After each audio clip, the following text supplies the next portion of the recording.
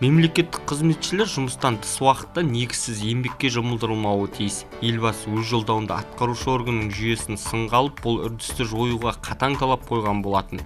Осыған орай облыстық мемлекеттік қызмет істері департаменті әкімдік қызметкерлерінің жұмысының уақытылы айтуын міндеттейтін жаңа әдісті қолға алды.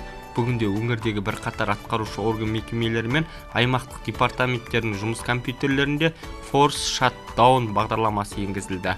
Бұл ақылды программа мемлекеттік қызметшінің заңмен белгіленген жұмыс уақыты аяқталған кезде компьютерін автоматты түрде сөндіреді.